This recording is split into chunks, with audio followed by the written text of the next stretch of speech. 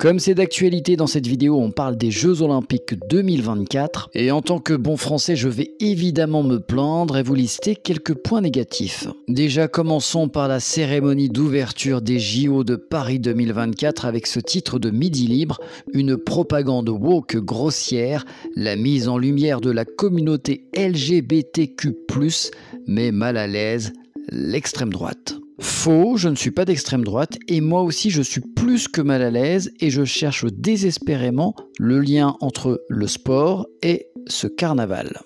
La passion préférée de Marion Maréchal, c'est la traîtrise, mais parfois elle a des éclairs de lucidité. Difficile en effet de lui donner tort. Je vous lis son tweet. Je regarde la cérémonie d'ouverture des JO avec mes enfants. Erreur, Marion, fallait pas faire ça. Difficile d'apprécier les rares tableaux réussis entre les Marie-Antoinette décapitées, le trouble qui s'embrasse, des drag queens, l'humiliation de la garde républicaine obligée de danser sur du Aya Nakamura, la laideur générale des costumes et des chorégraphies. On cherche désespérément la célébration des valeurs du sport et de la beauté de la France au milieu d'une propagande woke aussi grossière. Marion avait choisi de regarder la cérémonie à la télévision, d'autres devaient la voir en live mais n'ont pas pu venir. Je n'ai aucune explication des spectateurs privés d'événements après l'annulation de leurs billets. On devait être 4 à assister à la cérémonie, certains venant de Strasbourg, d'autres du Sud. Nos billets viennent d'être supprimés sans raison. Et même pour ceux qui avaient des billets, venir en train était mission impossible. 800 000 voyageurs devraient être affectés ce week-end par les conséquences d'un sabotage sur plusieurs lignes SNCF en plein départ en vacances et alors que les JO débutent. Il y a ceux qui voudraient venir à Paris et qui ne peuvent pas venir, et il y a ceux qui habitent Paris, mais dans la zone grise. À cause des barrières et des QR codes, mon commerce risque la cessation de paiement. Les commerçants situés dans les zones de restriction de circulation ne sont pas à la fête. Pierre, qui a ouvert son commerce il y a environ un mois, redoute de mettre très bientôt la clé sous la porte. Malheureusement, son cas n'est pas isolé. Il y a pire, des patients se sont vus interdire l'accès au cabinet médical malgré des justificatifs de rendez-vous et les pièces d'identité. Moi, ça me rappelle les heures les plus sombres de la crise sanitaire. Quand il n'y en a plus, il y en a encore. Agressions, vols, plaintes, les premiers couacs se multiplient avant même le début officiel des JO. Un petit exemple avec l'équipe de foot argentine masculine qui a été cambriolée pendant son entraînement.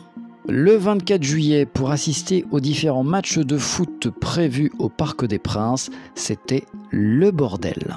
Alors que le match de foot entre l'Ouzbékistan et l'Espagne venait de débuter, il y avait encore une énorme file d'attente. Si tu veux performer, il faut que la nourriture soit adaptée en qualité et en quantité. Au village olympique, les athlètes se plaignent de la quantité de nourriture qui a été rationnée. Et le pire, c'est de voir ça, les Anglais se plaignent de la nourriture et engagent un chef. Je sais pas si vous connaissez la bouffe anglaise, mais c'est dégueulasse. Si eux ils appellent un chef, c'est vraiment que c'est imbouffable. Et n'allez pas boire un coup ou vous restaurer dans les buvettes des stades des Jeux Olympiques, les prix sont catastrophiques. 7,50 € pour un paquet de chips, 250 grammes, 4,50 € pour une glace, 3,50 € les 100 grammes de popcorn, 8 € pour une bière, 10,90 € pour un cheeseburger par exemple. Une fois que tu as bien bouffé, il faut que tu te déplaces et là, c'est catastrophique également. Les épéistes français ont galéré entre le village olympique et le Grand Palais, ils ont mis 1h40. Pour la skateuse brésilienne, c'est mieux. Ou pire, celle-ci a attendu en vain plus de 3 heures pour le bus officiel après un entraînement. T'inquiète, il y en a encore. Marius Wieser, le président de la Fédération internationale de judo, estime que le site qui accueille les judokas n'est absolument pas à la hauteur. Allez, pour finir, quelques points positifs. Zoya pourra porter une jupe à la cérémonie d'ouverture. Super. Et Oriana Lazrak-Class sera autorisée, elle, à porter un costume masculin. Et sinon, Macron a reçu un chef d'État à qui il a fait un câlin. Devine qui c'est. C'est lui, le président israélien. Ce chef d'État n'a rien à envier à Benyamin Netanyahou. On le voit ici signer un obus qui va certainement tuer des innocents à Gaza.